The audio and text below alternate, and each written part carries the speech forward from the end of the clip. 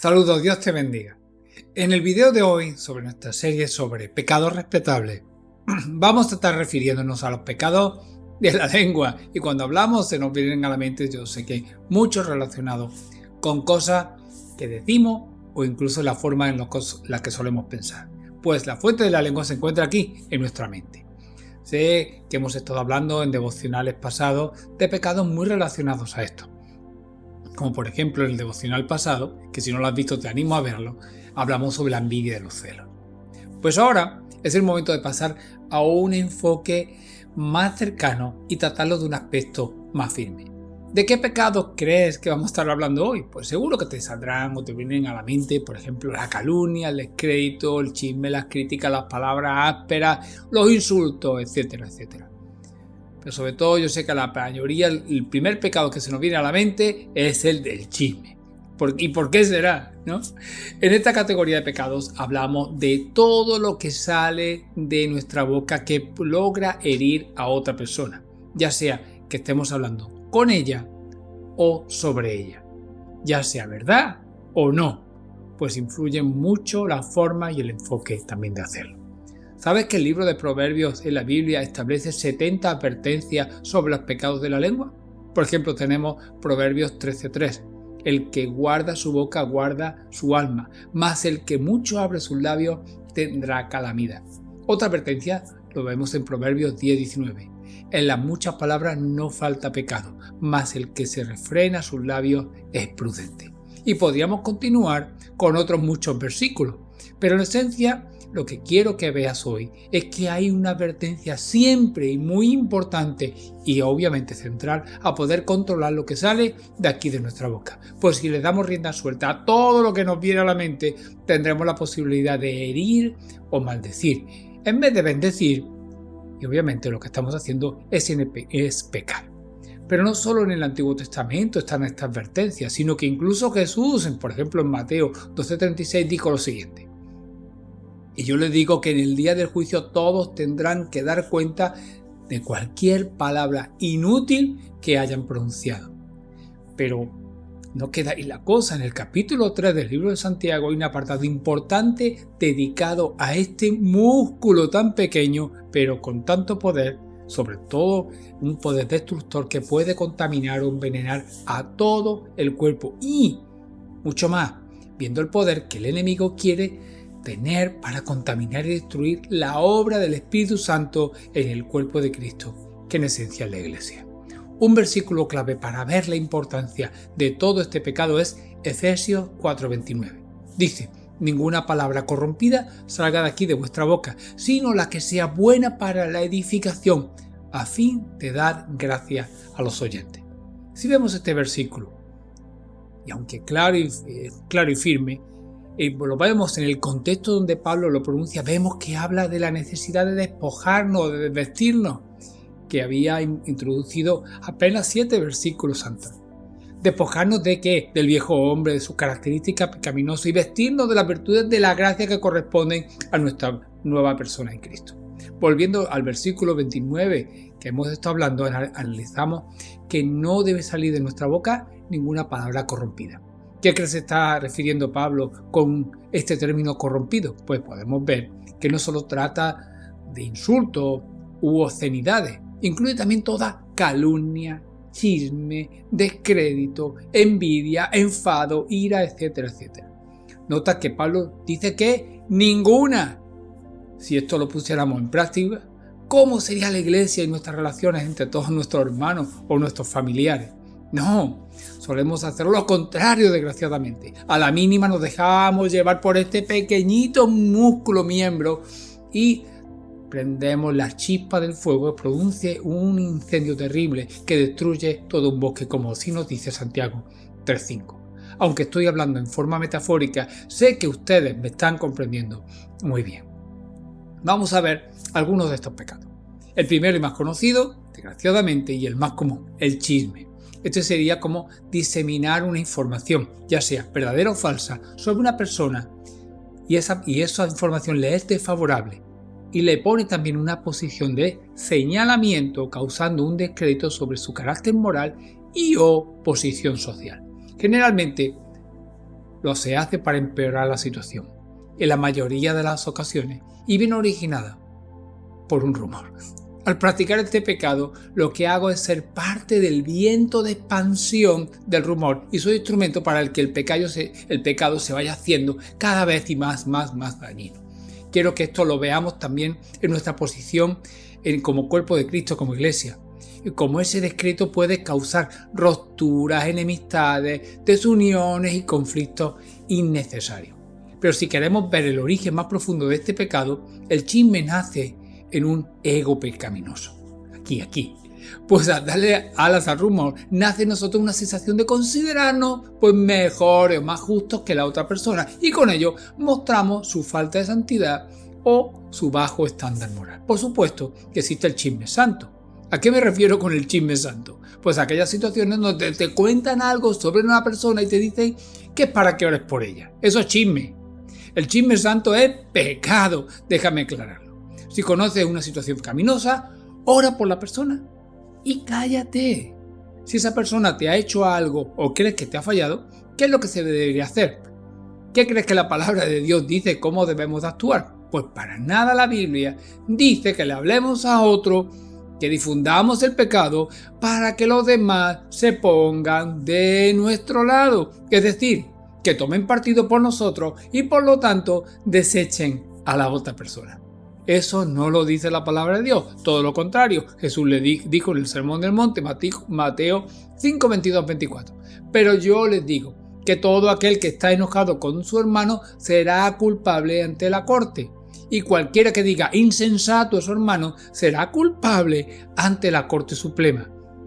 Y cualquiera que diga idiota será merecedor del fuego del infierno. Por tanto, si estás presentando tu ofrenda en el altar y allí te acuerdas que tu hermano tiene algo contra ti, deja tu ofrenda allí, delante del altar, y ve y reconcíliate primero con tu hermano. Y entonces ven y presenta tu ofrenda. Veamos la importancia de esto en la iglesia.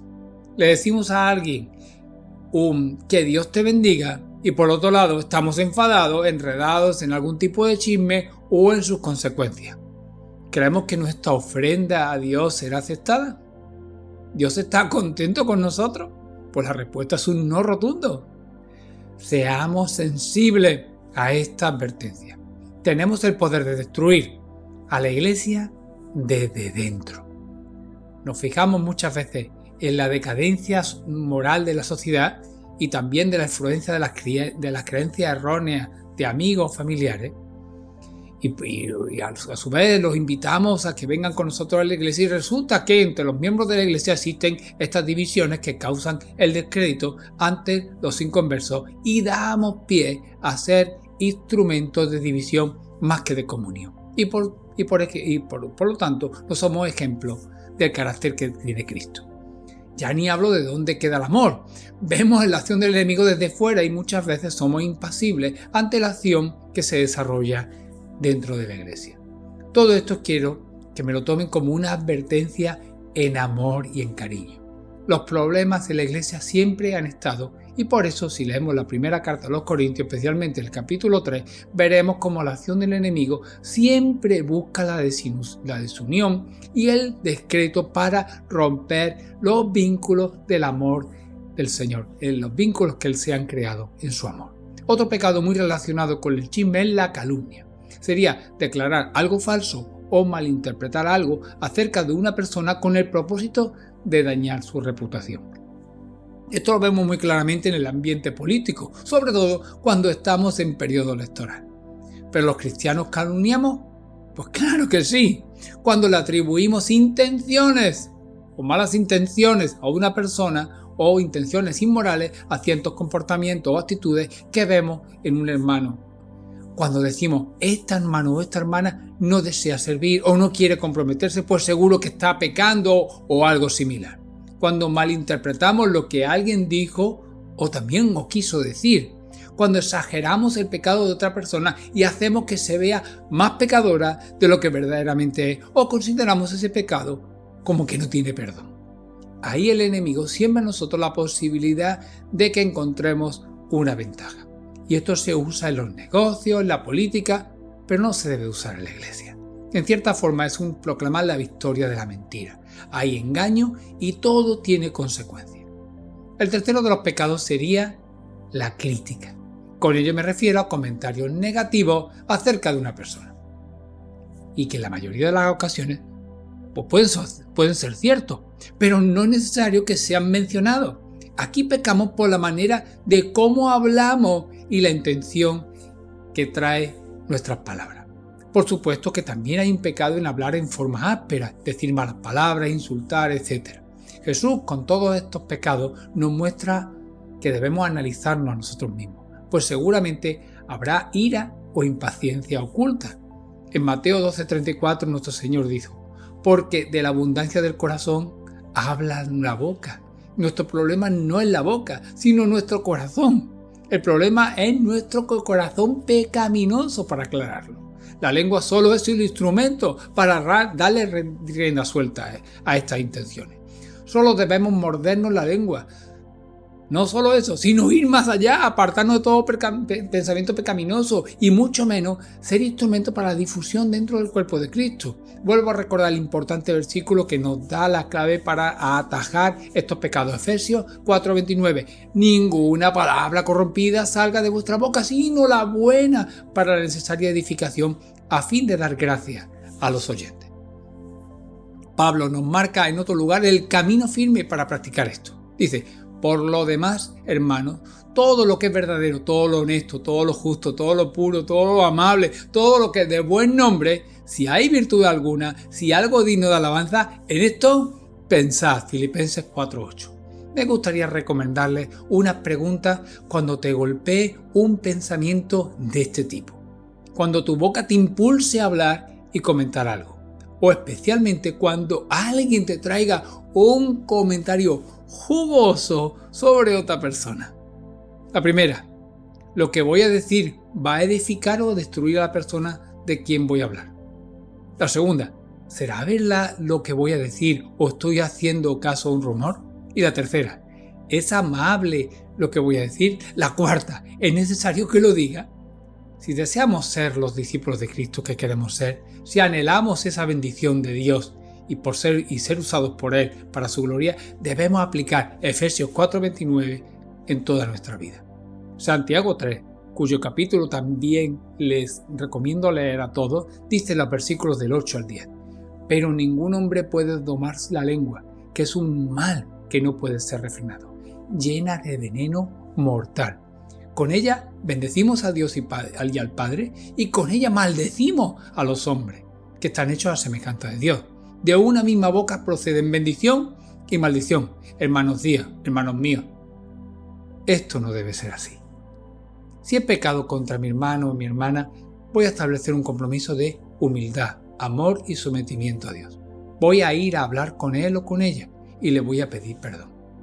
Voy a llamarla y voy a decirle que la amo, que no voy a permitir que el enemigo destruya lo que Dios ha construido, que por más que el enemigo me diga que no, Dios me está dando convicción para someter mi vida a Cristo, pues deseo bendecir a la otra persona, no traer maldición, ni para su vida, ni para mí, y menos para el otro hermano o hermana. Así que busquemos ese arrepentimiento sincero y busquemos también esos vínculos del amor, fortaleciéndonos los unos a los otros en el poder de su Santo Espíritu, pero también bajo la misericordia y gracia de nuestro Dios. Te animo a practicar todas estas verdades y te animo también a que seamos esa parte del cuerpo de Cristo que bendice y no maldice. Nos vemos en el próximo devocional.